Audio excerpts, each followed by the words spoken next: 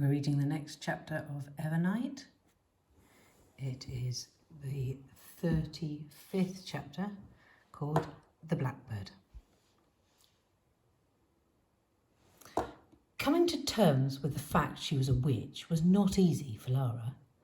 The matter took up almost her every thought, and her mood swayed from excitement to happiness to fear and back again more times than she could count. Her mind was a bubbling stew of wonderings and apprehension, of magic and adventure and dread. Her whole life she had been told that hags were terrible creatures and heard about the dangers of their wild magic. She'd lived in uncomfortable awe of the white witches in Kingshaven, and here she was, a witch all along. She found the rocking movement of the boat calming as her mind went over recent events, and she spent a great deal of time out on deck. It was a strange thing, this EVERNIGHT. All sense of time had been lost very quickly, especially in the shining vastness of the pewter sea. The sky became so dappled with stars that it hurt Lara's eyes to look at them all. They made great streaks of milky light, and the sea was calm and smooth and reflected the stars and the moon so that it seemed at times there were two skies, one above and one below. Lara lay on the cold deck, staring up at those stars as the clockwork bird swooped and spun, the moonlight bouncing off his golden wings. "That's what I'll call you," she told him when he landed on her chest and settled down. "Moonwing." She was curious, too, about 88. He seemed so foreign and strange to her. He was timid and jumpy and softly spoken, and she'd often catch him watching her as if he wanted very much to come and speak to her, but did not know how. For her part, Lara was still annoyed that his light spell had been better than hers, and she wondered if that would always be the way from now on, 88 being the star student and Lara forgotten.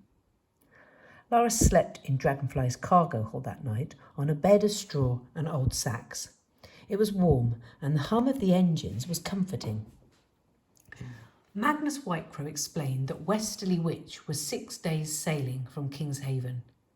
Lara decided that she would go quite mad if she spent 6 whole days obsessing about witches and magic, so she set about filling her time by exploring the boat. She didn't dare to go near the cabin and tried to avoid Rob Nielsen, who watched her like a hawk. She played card games with the crew and had hoped to learn more spells, but Bernie had become a little distant after they'd seen the souls of the Witch Council in the sky, and Lara thought it best to leave her be.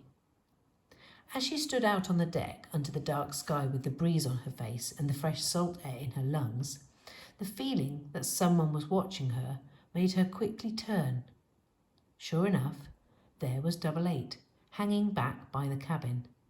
He ducked back when he noticed she spotted him. "Right, come out here this instant." 88 broke away from the shadows of the cabin and approached like a naughty child. "Why are you spying?" 88 looked scandalised. "I'm not." "Well, it seems like spying to me," said Lara. "I promise I'm not. I've never seen anyone like you before." Lara stopped. She was not sure whether to be offended or pleased by this statement. "How do you mean?" "You don't seem frightened by any of this," said 88. "Not by the EVERNIGHT, or leaving home, or being a witch." "Well, I am." Lara cut him off. "I am scared. I'll bet I'm just as frightened as you, and there's nothing wrong with that. Nothing wrong with being scared. Fear keeps me alive lots of times when I was down in the sewers." 88 shot her a puzzled look. "The sewers?" "Yeah, I was a tosher." "A what?" "Tosher is someone who finds lost things down in the sewer tunnels and makes money from them. You have to be a little afraid down there, have to show the tunnels respect, or they'll chew you up." For a moment the only sound was the lap of the waves on the hull. "I never spoke to a white witch before." 88 nodded. "We're not known for our sparkling conversation." Lara smiled. She had never imagined a white witch could have a sense of humour. "Why did you run away? Why take the risk?" Double Eight leaned on the side of the boat, watched Moonwing dip and spin above the water. I always felt I was different. The world was calling me, you know? Even when I was little and they'd teach us that white witches had no place outside the city, that people hate us. I don't hate you, said Lara. She gave him a thoughtful glance. You know what? I've lived on the streets almost all my life. I watch people, and I reckon they mostly don't hate white witches. I reckon they're scared of you. Double Eight looked puzzled. Scared? Why would they be scared? Because you're different, said Lara with a shrug. When something is different, being scared of it is the easy thing to do. You know what I think? What? I think the kingdom wants us all to be frightened of each other, because if people are frightened, they're easy to control. I've been frightened every day of my life, said Double Eight. Frightened that they'd find out I was different, frightened of running away, frightened of staying. Lara opened her mouth to speak, but the words jumbled up awkwardly. She tried again.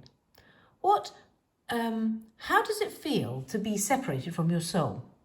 She's kept it, hasn't she, Mrs. Hester? Double Eight nodded. You ever been hungry? He asked. I mean, really hungry? Just every other day of my life. Well, it's a bit like that, I suppose, only the hunger isn't in your belly. It's in some other part of you, deep in your chest, and you can't ever do anything to make it better. That sounds awful. Double Eight shrugged. You get used to it.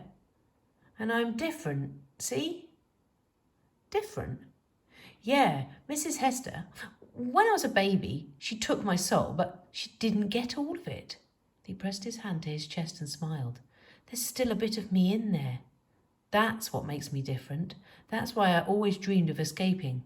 Because I can dream, see? When Bernie and the others found me, they gave me a spell. And now I can travel far away from the rest of my soul without it being unbearable. Where does she keep the souls? Said Lara, remembering the strange cage Mrs. Hester had held aloft in Reaper Square and the shining, fluttering object inside it. Nobody knows but her. Can't she do something to your soul? Hurt it? Even Mrs. Hester can't do that, Lara. She can lock a soul away, but never harm it. Lara found herself suddenly realising that she had more in common with this strange, brave boy than she could have ever imagined. They were both lost, in a way. How did you end up on the streets? He asked, as if he'd read her thoughts. Lara told him all about her parents and the night she'd been pulled from the rubble. And the spell is your bird? He asked, indicating Moonwing, who was still out above the waves. Maybe. Aren't you terrified? Course I am. Sometimes I'd give anything to be back in the sewers, plain old Lara the Tosher. Double Eight nodded, seemingly searching for something in his head. Then maybe we can be terrified together. Lara smiled. Maybe. He twitched his head to one side, narrowing his eyes like Lara was a puzzle, and he was trying to figure her out. Did you really go down the sewers? Lara laughed. Yes. And I thought I had it bad.